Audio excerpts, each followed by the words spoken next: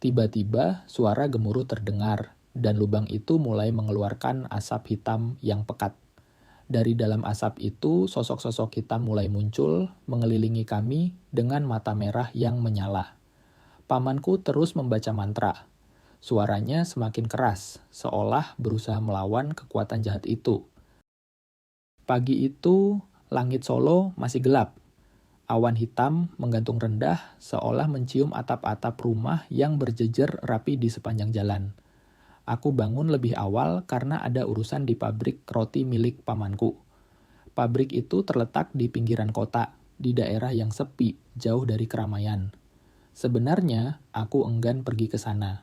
Ada sesuatu yang membuatku tidak nyaman setiap kali menginjakkan kaki di tempat itu. Tapi, pamanku memintaku untuk mengambil beberapa dokumen penting. Dan aku tidak punya pilihan. Pabrik roti itu sudah berdiri sejak puluhan tahun lalu. Dulunya, pabrik itu cukup terkenal di Solo, menghasilkan roti dengan cita rasa khas yang sulit ditemukan di tempat lain. Tapi, beberapa tahun terakhir, pamanku mulai kesulitan menjaga bisnisnya. Persaingan semakin ketat dan omset pabrik terus menurun. Aku pernah mendengar desas-desus bahwa pamanku melakukan sesuatu yang tidak biasa untuk menyelamatkan pabriknya. Tapi, aku tidak pernah menanyainya langsung. Aku lebih memilih untuk tidak tahu. Sesampainya di pabrik, suasana sepi menyambutku. Gerbang besi yang biasanya terbuka lebar sekarang tertutup rapat. Aku mengetuk pintu kecil di samping gerbang, tapi tidak ada jawaban.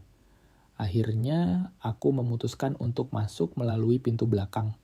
Udara dingin menusuk tulang, begitu aku melangkah ke dalam area pabrik. Bau tepung dan ragi yang biasanya menyengat hidung kini hilang, digantikan oleh aroma anyir yang tidak bisa kujelaskan. Aku berjalan menuju kantor pamanku, yang terletak di ujung bangunan. Lampu-lampu di sepanjang koridor mati, hanya cahaya redup dari luar yang menerangi jalan. Suara langkah kakiku bergema di lorong kosong, seolah ada yang mengikutiku dari belakang. Aku mencoba mengabaikan perasaan tidak enak itu, dan terus berjalan. Sesampainya di kantor, aku segera mencari dokumen yang diminta pamanku. Meja kerjanya berantakan, penuh dengan tumpukan kertas dan buku catatan.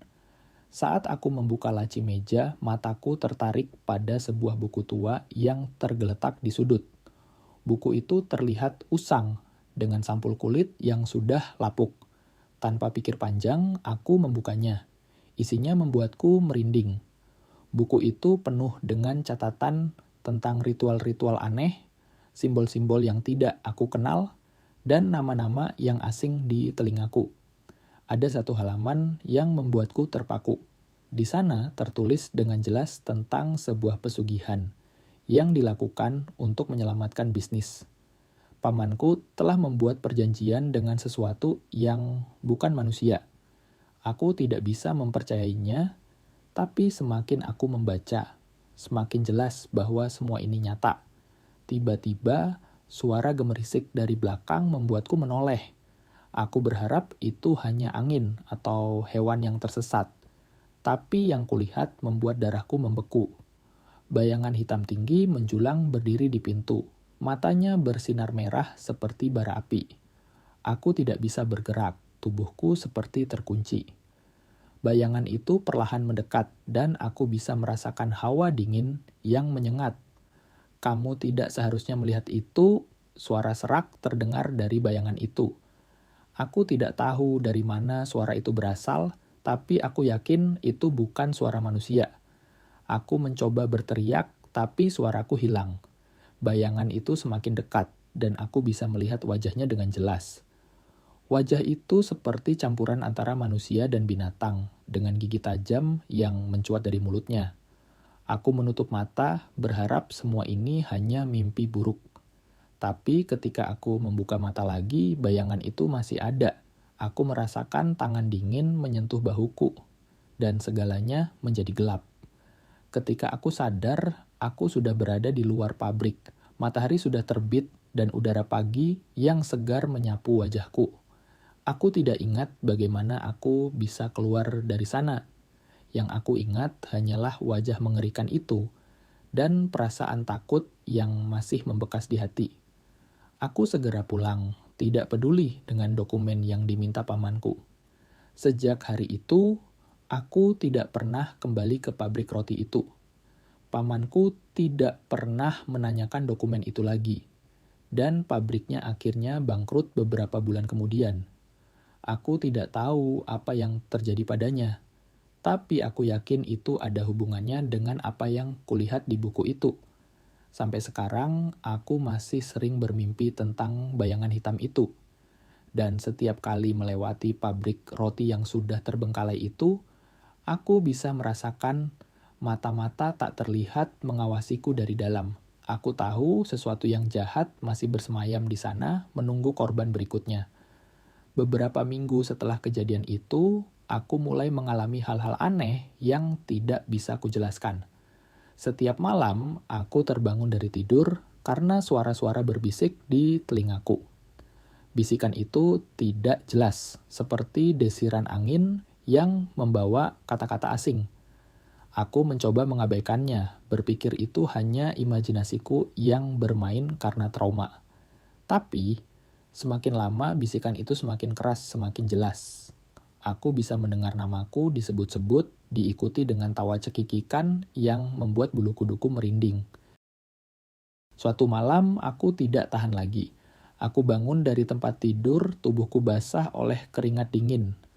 Aku memutuskan untuk mencari sumber suara itu. Dengan hati berdebar, aku mengikuti bisikan itu yang seolah memanggilku keluar rumah. Langkah kakiku terasa berat, seperti ada sesuatu yang menahanku. Tapi bisikan itu terus memanggil, memaksaku untuk terus berjalan. Aku berjalan tanpa tujuan, tapi entah bagaimana kakiku membawaku kembali ke pabrik roti itu. Gerbang besi yang tertutup rapat kini terbuka lebar, seolah menyambut kedatanganku. Aku tidak ingin masuk, tapi tubuhku seolah tidak bisa dikendalikan. Aku melangkah masuk, dan gerbang itu menutup dengan sendirinya di belakangku, mengurungku di dalam. Suasana di dalam pabrik lebih menyeramkan dari sebelumnya.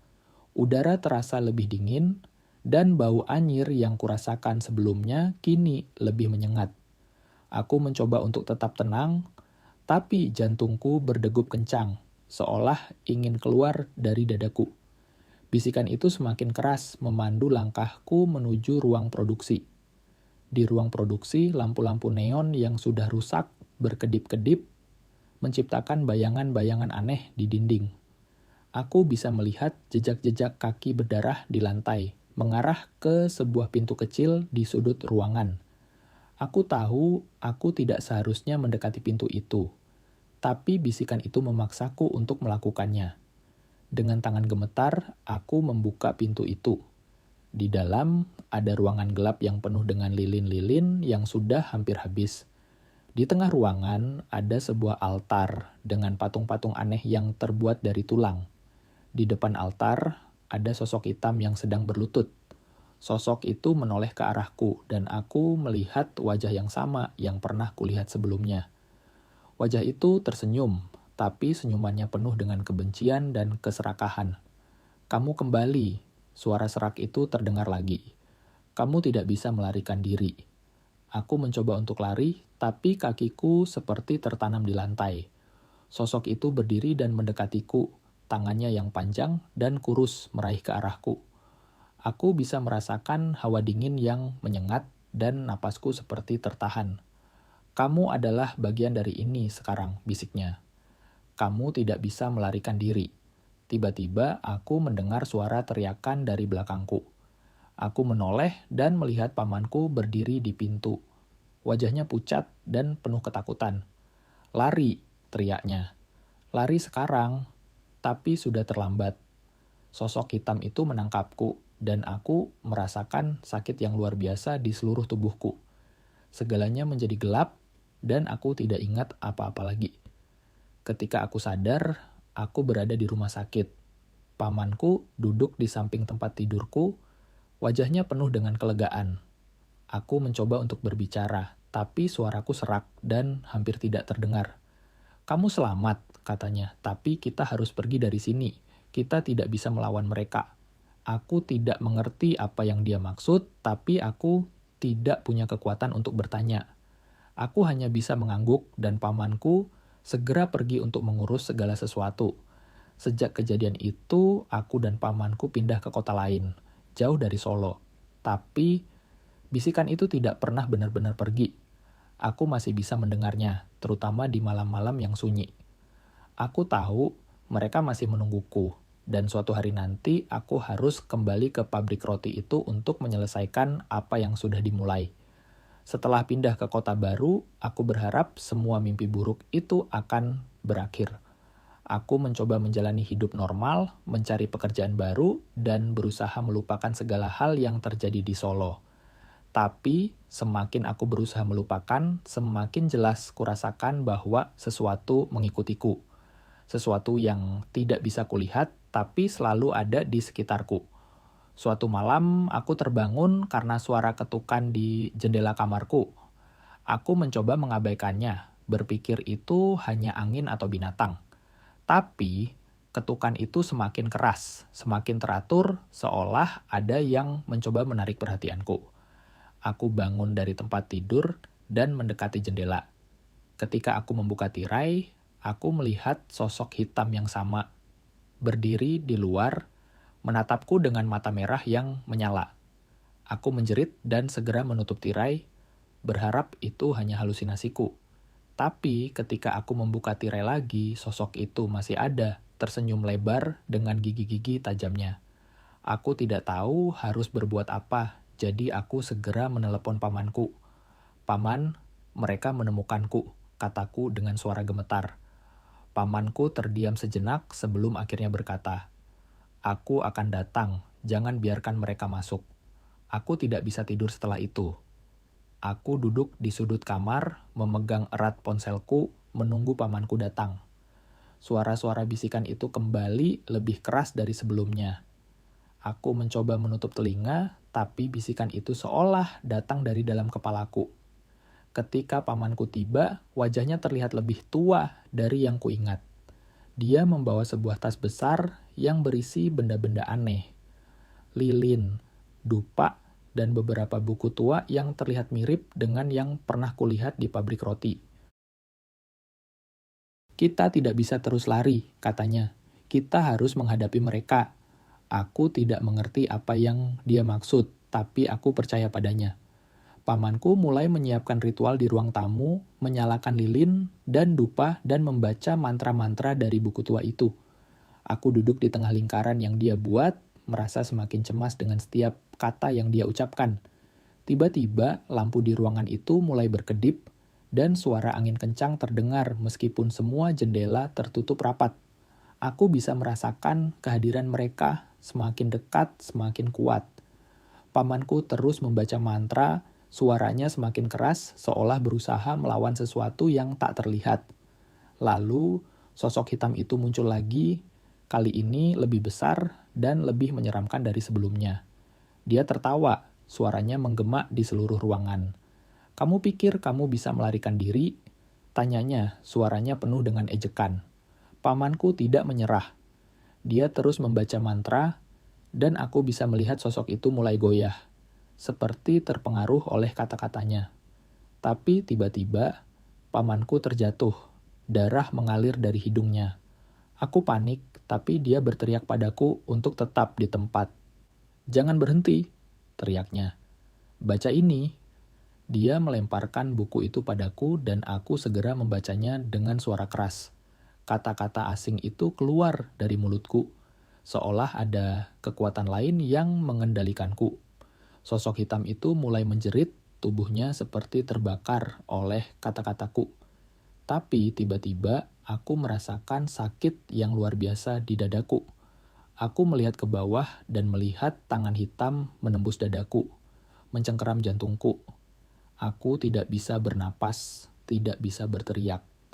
Pamanku berusaha membantuku, tapi dia juga diserang oleh bayangan-bayangan lain yang muncul dari kegelapan.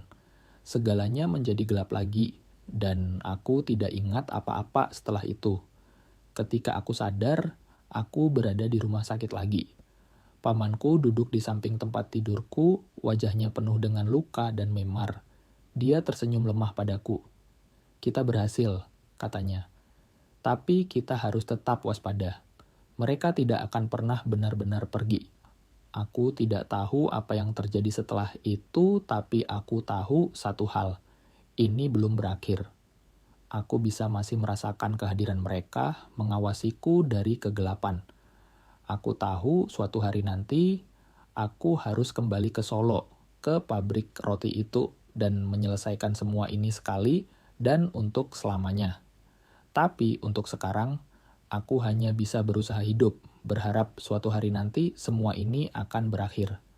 Beberapa bulan telah berlalu sejak kejadian terakhir itu. Aku dan pamanku tinggal bersama di kota baru, mencoba menjalani hidup sebaik mungkin. Tapi, kedamaian itu hanya ilusi. Setiap malam, aku masih mendengar bisikan-bisikan itu, dan kadang-kadang aku melihat bayangan-bayangan aneh di sudut mataku. Pamanku juga terlihat semakin kurus dan pucat, seolah kekuatan yang dia gunakan dalam ritual itu telah menguras hidupnya.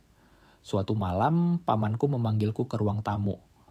Dia duduk di kursi, dikelilingi oleh buku-buku tua dan lilin-lilin yang sudah menyala. Wajahnya terlihat serius, dan aku tahu ada sesuatu yang sangat penting yang ingin dia sampaikan. "Aku sudah mencari jawaban," katanya dengan suara lemah. "Aku tahu bagaimana kita bisa mengakhiri semua ini." Aku duduk di depannya, merasa campuran antara harapan dan ketakutan. Apa yang harus kita lakukan? Pamanku mengambil sebuah buku tua yang terlihat sangat usang. "Kita harus kembali ke pabrik roti itu. Ada sesuatu di sana, sesuatu yang menjadi sumber kekuatan mereka. Jika kita bisa menghancurkannya, kita bisa membebaskan diri kita dari kutukan ini." Aku merasa ngeri mendengar itu. Kembali ke pabrik roti itu adalah hal terakhir yang ingin kulakukan. Tapi aku tahu kita tidak punya pilihan lain. "Kapan kita pergi?" tanyaku dengan suara gemetar. "Besok malam," jawabnya. "Kita tidak punya banyak waktu." Malam berikutnya, kami berkemas dengan cepat dan berangkat ke Solo. Perjalanan itu terasa seperti mimpi buruk. Setiap kilometer yang kami tempuh, aku bisa merasakan kehadiran mereka semakin dekat. Udara terasa lebih dingin, dan langit terlihat lebih gelap dari biasanya. Sesampainya di pabrik roti, suasana semakin menyeramkan. Gerbang besi itu terbuka lebar, seolah menyambut kami dengan senyuman jahat. Pamanku memegang erat tas berisi perlengkapan ritual, dan aku mengikuti di belakangnya dengan hati berdebar. Kami masuk ke dalam pabrik, dan kali ini suasana di dalamnya lebih mengerikan dari sebelumnya. Dinding-dindingnya terlihat seperti bernafas, dan lantainya penuh dengan jejak-jejak kaki berdarah. Pamanku memimpin kami menuju ruang produksi, di mana semua ini dimulai. Di tengah ruangan ada sebuah lubang besar di lantai, mengeluarkan cahaya kehijauan yang menyeramkan. Pamanku mulai menyiapkan ritual, menyalakan lilin dan dupa, dan membaca mantra-mantra dari buku tua itu. Aku berdiri di sampingnya, merasa semakin cemas dengan setiap kata yang dia ucapkan. Tiba-tiba, suara gemuruh terdengar, dan lubang itu mulai mengeluarkan asap hitam yang pekat. Dari dalam asap itu, sosok-sosok hitam mulai muncul, mengelilingi kami dengan mata merah yang menyala. Pamanku terus membaca mantra, suaranya semakin keras, seolah berusaha melawan kekuatan jahat itu. "Kamu tidak bisa menghentikan kami," teriak salah satu sosok itu, suaranya menggema di seluruh ruangan. Pamanku tidak menyerah. Dia mengambil sebuah benda dari tasnya, sebuah patung kecil yang terbuat dari tulang. "Ini adalah kuncinya," katanya padaku. "Kamu harus menghancurkannya." Aku mengambil patung itu, dan seketika, aku merasakan energi jahat yang mengalir melalui tanganku. Sosok-sosok hitam itu mulai menjerit, mencoba meraihku, tapi pamanku berusaha menahan mereka dengan mantra-mantranya. Dengan segenap kekuatan yang kumiliki, aku menghancurkan patung itu. Suara ledakan keras terdengar, dan cahaya terang memenuhi seluruh ruangan. Sosok-sosok hitam itu mulai menghilang. menjerit kesakitan, dan lubang di lantai mulai menutup. Tapi tiba-tiba, pamanku terjatuh. Darah mengalir dari mulutnya. Aku berlari ke sampingnya, mencoba menahannya, tapi dia tersenyum lemah padaku. "Kita berhasil," bisiknya. "Kamu bebas sekarang." Dengan itu, pamanku menutup matanya untuk selamanya. Aku duduk di sampingnya, merasa campuran antara kesedihan dan kelegaan. Aku tahu pengorbanannya telah membebaskanku dari kutukan itu. Sejak kejadian itu, aku tidak pernah lagi mendengar bisikan-bisikan itu atau melihat bayangan-bayangan aneh. Tapi, aku tahu pamanku telah pergi untuk selamanya, dan itu adalah harga yang harus dibayar untuk kebebasanku. Aku kembali ke kota baru, mencoba menjalani hidup sebaik mungkin, tapi setiap kali aku melewati toko roti, aku selalu teringat pada pabrik roti di Solo, dan segala hal mengerikan yang terjadi di sana. Aku tahu itu adalah bagian dari hidupku yang tidak akan pernah bisa kulupakan. Dan meskipun aku bebas sekarang, aku tahu suatu hari nanti aku mungkin harus kembali ke Solo untuk memastikan bahwa kutukan itu benar-benar telah berakhir. Tapi untuk sekarang, aku hanya bisa berusaha hidup, berharap suatu hari nanti, semua ini akan menjadi kenangan yang jauh. Setelah kematian pamanku, aku mencoba melanjutkan hidupku sebaik mungkin. Aku pindah ke kota yang lebih jauh, mencari pekerjaan baru, dan berusaha melupakan segala hal yang terjadi di Solo. Tapi, meskipun kutukan itu telah berakhir, bayangan pabrik roti dan sosok-sosok hitam itu masih menghantuiku dalam mimpi.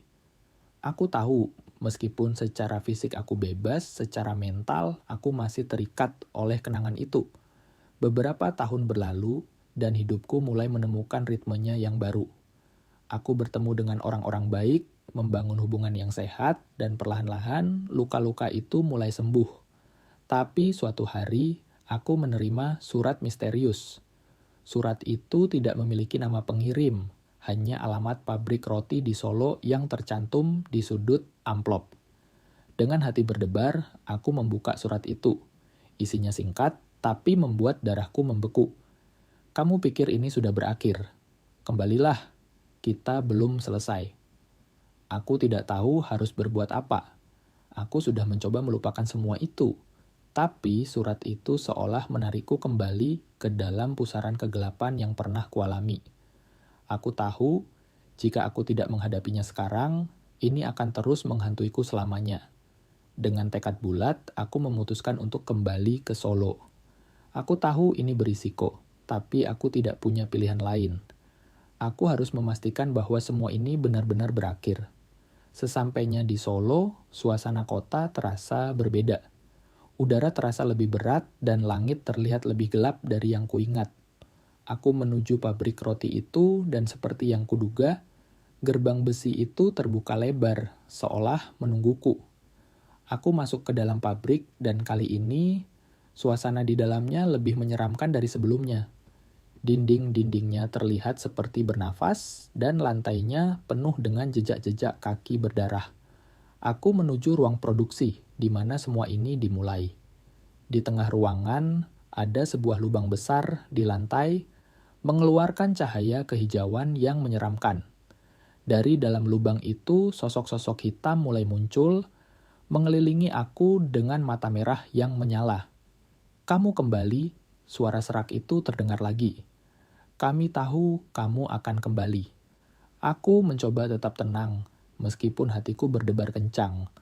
Aku tahu aku harus menghadapi mereka sekali dan untuk selamanya.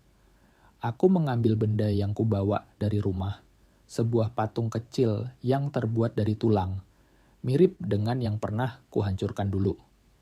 "Kamu pikir kamu bisa menghentikan kami lagi?" tanya salah satu sosok itu, suaranya penuh dengan ejekan. Aku tidak menjawab, aku fokus pada patung itu, dan dengan segenap kekuatan yang kumiliki, aku menghancurkannya. Suara ledakan keras terdengar, dan cahaya terang memenuhi seluruh ruangan. Sosok-sosok hitam itu mulai menjerit, tubuh mereka seperti terbakar oleh cahaya itu. Tapi tiba-tiba, aku merasakan sakit yang luar biasa di dadaku. Aku melihat ke bawah dan melihat tangan hitam menembus dadaku, mencengkeram jantungku. Aku tidak bisa bernapas, tidak bisa berteriak. Tapi kali ini aku tidak takut. Aku tahu ini adalah pengorbanan yang harus kulakukan untuk mengakhiri semua ini.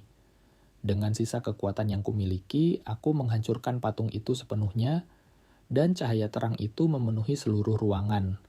Segalanya menjadi gelap lagi, dan aku tidak ingat apa-apa setelah itu. Ketika aku sadar, aku berada di luar pabrik roti. Matahari sudah terbit, dan udara pagi yang segar menyapu wajahku. Aku melihat ke belakang, dan pabrik roti itu sudah hancur. Hanya tersisa puing-puing. Aku tahu semua ini sudah berakhir. Kutukan itu telah dihancurkan, dan aku akhirnya bebas. Tapi aku juga tahu, pengorbanan pamanku dan keberanianku sendiri telah membawa pada akhir ini. Aku meninggalkan Solo dengan perasaan campuran antara kelegaan dan kesedihan. Aku tahu ini adalah akhir dari perjalanan panjang dan menakutkan yang telah mengubah hidupku selamanya. Dan meskipun aku bebas sekarang, aku tahu kenangan itu akan selalu ada mengingatkanku pada harga yang harus dibayar untuk kebebasanku. Tapi, untuk sekarang, aku hanya bisa berusaha hidup, berharap suatu hari nanti semua ini akan menjadi kenangan yang jauh, dan aku bisa benar-benar melupakan segala hal mengerikan yang terjadi di pabrik roti di Solo. Like, komen, dan share video ini ya teman-teman, dan jangan lupa subscribe channel ini. Saya doakan sehat selalu dan rezeki melimpah. Amin.